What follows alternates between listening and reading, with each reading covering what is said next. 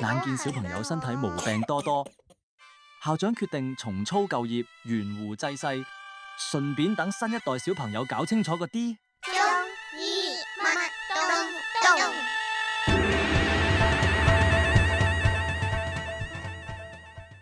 你自己得唔得㗎？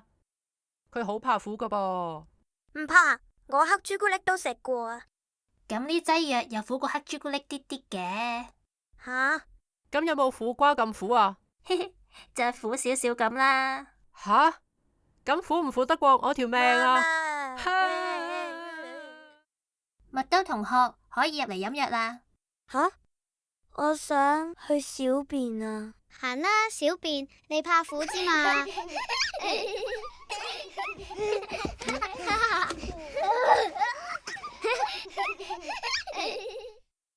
咁講清楚先，中藥唔一定就係苦嘅。唔係啩？咁不如我哋一齊試下藥材啲味道啊！食少少試下味，試下。哇，好酸啊！不過酸酸地打落都幾好味。呢個呢？即刻醒晒啊！好似吉不專爐啲肉桂味咁嘅。咦，識嘢噃？呢個呢？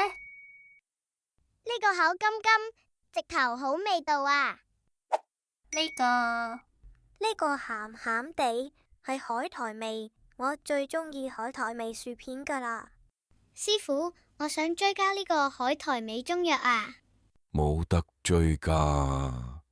最後呢個，哇，好苦啊！好苦啊！好苦啊！要唔要追加啊？藥材有5味：酸、苦、甘、辛、鹹，而苦不過係其中一種味。每種藥材又可分為寒、熱、溫、涼唔同嘅藥性。最奇妙嘅就係藥材嘅味道，原來同佢哋嘅藥性係有密切關係嘅。簡單講，藥嘅性味係有份醫你嘅身體㗎。就好似酸，佢就好似收網咁收翻緊你體內嘅血氣津液。苦就好似清潔劑咁，幫你清解熱毒濕邪。甘係滋潤嘅甘露，就算你身體入面正邪大戰緊，佢都幫你緩和下。辛醒一醒神，好似幫你推開扇窗，疏通氣血，驅散邪氣。鹹陰滋，好似幫你開咗條地下引水道，慢慢咁引入啲好嘢，又慢慢咁流走啲唔好嘅嘢。所以煲藥之前，試下打開包藥聞下，知道下每種藥材嘅名，增長知識。唔使未飲就怕咗佢哋先咯。係啊，就好似醫麥兜屙寒濕屎。